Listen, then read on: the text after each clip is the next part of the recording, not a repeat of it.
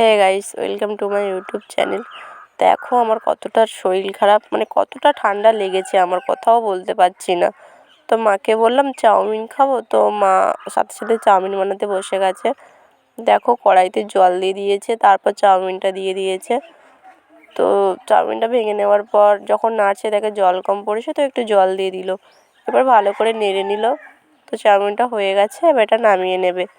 তো এই চাউমিনের মধ্যে না আমরা ঠান্ডা নর্মাল জলই দিয়েছি, তাহলে আর তেল দিয়ে ছাড়াতে হয় না।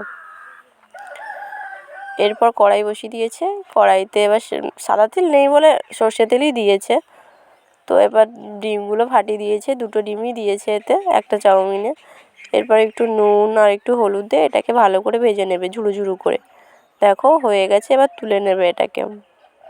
এরপর সেই কড়াই তেল দিয়ে দেবে, দিয়ে একটু পেঁয়াজ আর লঙ্কা ভেজে নেবে। দেখো এবার এটা ভাজা ভাজা হয়ে যাবার পর বিনস আর আলু ঢেলে দেবে।